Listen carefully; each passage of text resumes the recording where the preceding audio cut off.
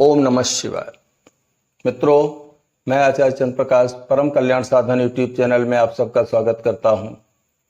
आज चर्चा का विषय है कि एक व्यक्ति जब भगवान के सामने पहुंचता है तो उसकी आंखों से आंसू आते हैं। ये आंसू क्यों आते हैं और किनके आते हैं?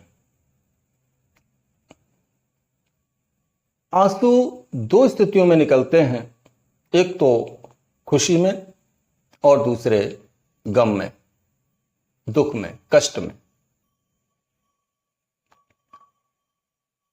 एक भक्त भगवान की पूजा कर रहा है, पूजा करते करते उसकी आंखों से आंसू आने लगे। कहता है, प्रभु तू बड़ा दयालु है, तूने संसार की हर वस्तु मुझे प्रदान की, कहीं किसी भी प्रकार की कमी नहीं रखी मेरे जीवन में। मैं तुम्हारे लिए बड़ा कृतज्ञ हूं। ये कृतज्ञता के आंसू हैं, धन्यवाद के आंसू हैं। हम उन्हें धन्यवाद देते हैं और उस खुशी में हमारी आंखों से आंसू निकलना शुरू हो जाते हैं। ध्यान रखना, ऐसे अगर आंसू किसी के निकलते हैं तो वह आंसू भगवान को बड़ी खुशी प्रदान करते हैं और उनकी कृपा उस साधक के ऊपर पहले से भी ज्यादा बढ़ जाती है।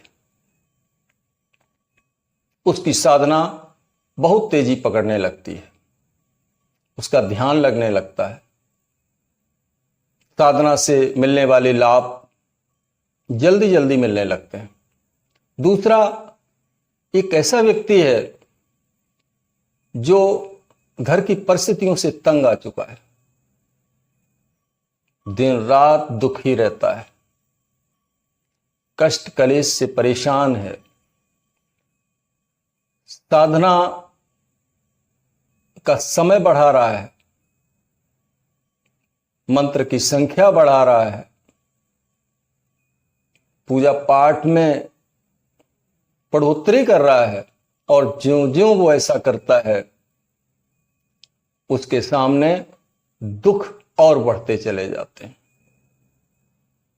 अब जिसके सामने ऐसी स्थिति आ जाए वो क्या करेगा?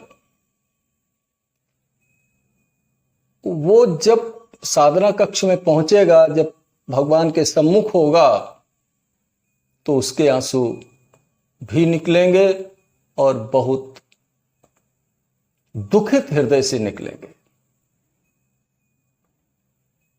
बहुत ही दुखित हृदय से उसके वो आंसू निकलेंगे। जब ये स्थिति होती है व्यक्ति की, तो उसके आंखों के आंसुओं को देख करके भगवान भी रोते हैं। भगवान कहते हैं, जो मुझे जिस रूप में भजता है मैं उसे उसी रूप में भजता हूं। अगर कोई हंस के मिलता है तो मैं उसे हंस के मिलता हूं, और कोई रोता है तो मैं भी अपने आंसू रोक नहीं पाता। भगवान का यह स्वभाव है। और ऐसी स्थिति में जो भी उसके अवगुण हैं, जिनके कारण उसे दुख कष्ट हो रहा है, भगवान भूल जाते हैं और अपनी कृपा बरसाना उसके ऊपर शुरू कर देते हैं। उसकी आवाज उसके सिंहासन को हिला देती है और वो अत्यंत कृपा भरी दृष्टि से देख करके उसके सारे कष्टों को उसी क्षण दूर करना शुरू कर देते हैं। धीरे धीरे उसकी परिस्थितियां बदलना शुरू हो जाती हैं और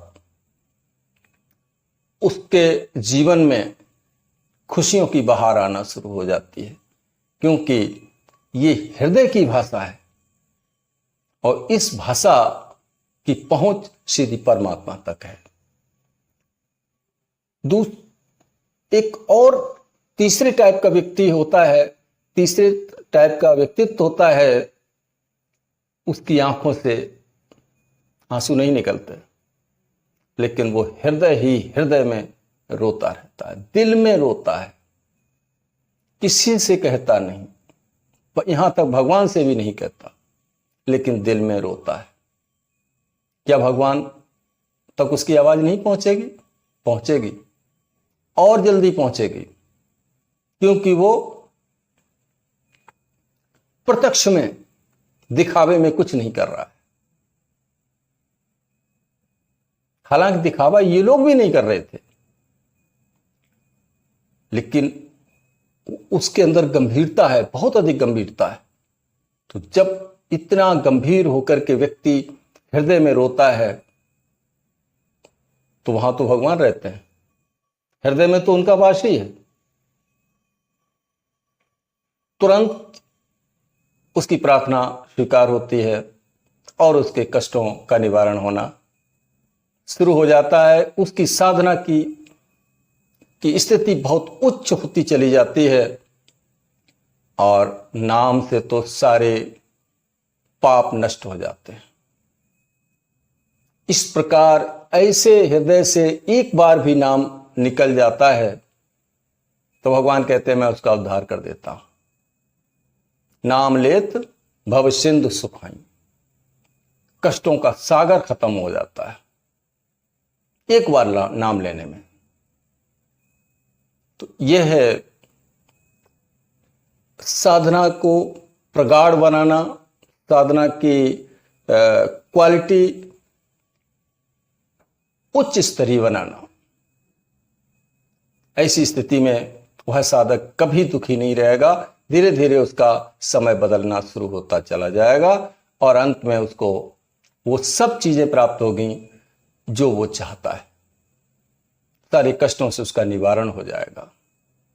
ये आंसू भगवान बर्दाश्त नहीं करते, भक्त के आंसू भगवान कभी बर्दाश्त नहीं करते।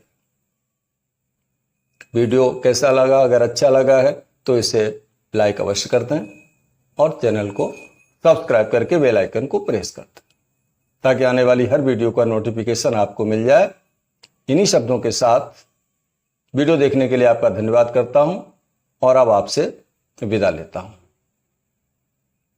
ओम नमः शिवाय। ओम नमः शिवाय।